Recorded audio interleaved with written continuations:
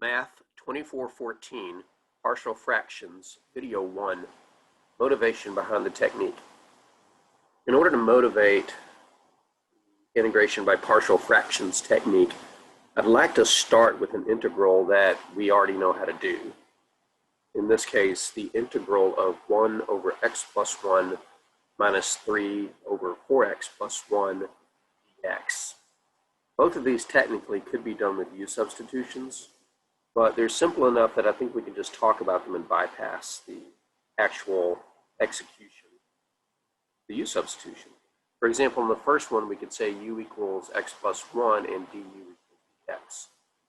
Anytime du equals dx, there's really no need to substitute, just to integrate. For the second one, let's use a different variable. Let's use w. Why? Why not? We said w equals 4x plus 1, then dw be 4 dx. So to integrate the second one, we would need to play a balancing game. We would need to put a 4 to the dw package and balance it with a 1/4. But if we made both of these substitutions, we would just be doing the natural log rule. So without going through all the details, the integral of 1 over x plus 1 is the natural log of the absolute value of x plus 1. Minus, on the second integral, we have the 3 and we have the 1/4 needed to balance the dw package. So we'll have a 3/4, then natural log absolute value for x plus 1. Again, this isn't a very eventful integral. You would want to view it as two separate integrals, and on the separate one, play out the substitution game. But what if the problem had been presented differently? The same problem, just a little bit different. Let's clear out this substitution stuff, and I'll show you what I mean. What I mean by doing this integral differently, or rather an equivalent integral that looks different, is when you're doing calculus, especially integration, you really have 3 decisions on what to do before you do anything. You want to do algebra first, do you want to do trigonometry first, or do you just want to jump right into the calculus? This particular integrand does have an option in terms of doing some algebra first. We could take these two fractions. You might be asking yourself, why would I do whatever you're going to do? Because I've already got the answer. You'll see. Well, what if we took these two fractions and subtracted them?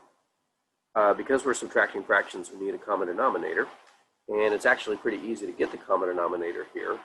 You just spot each fraction, the denominator factor it's missing. For example, the first fraction has an x plus 1, but it does not have a 4x plus 1. So let's multiply the first fraction by 4x plus 1 on the top and on the bottom. And then the second fraction has a 4x plus 1, but not an x plus 1. So let's multiply both sides of this fraction by x plus 1. This will give us a common denominator. We can go ahead and write one big fraction with that common denominator, 4x plus 1 and x plus 1. And for the numerator, we'll just kind of talk it out because the algebra should be pretty simple. As far as the x terms, if we distribute the 1, we'll get a 4x. And if we distribute the minus 3, be careful, it is a minus 3. Minus 3 times x is minus 3x. So 4x minus 3x is just x. And for the constants, we would have 1 times 1, which is 1, and negative 3 times 1, which is negative 3. 1 and negative 3 is negative 2. So if for whatever reason we said, let's put these fractions together because it's algebra and it's a legitimate move, then what would happen if we tried to integrate this guy? Integrate x minus 2 over 4x plus 1, x plus 1 dx. Now, this integral doesn't fit any of the techniques that we have at our disposal so far. We can't really do a substitution on it. You can try and it will fail, unless there's some bizarre substitution I can't see. We really can't treat it like a trig integral because it's not.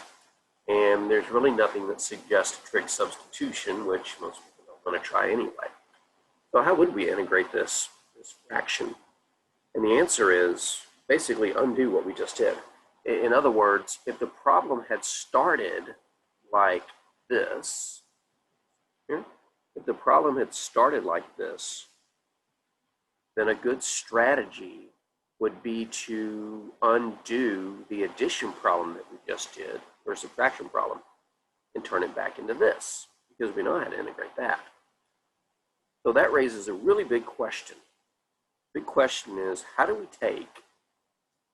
take this guy, and specifically the integrand, and turn it back into this guy? Because if we can, then we can integrate it, because we've got rules for integrating those fractions that made up, those parts of fractions that made up the whole fraction.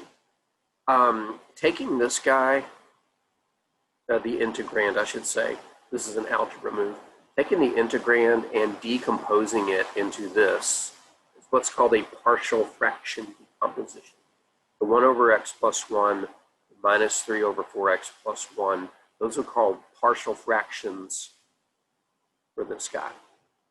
So the whole premise behind this technique is to take a rational function, one polynomial on top of another, and try to disassemble it into a sum or difference of partial fractions with the intention of integrating those partial fractions. So that's what we're going to try to do. So let's see how to do that now.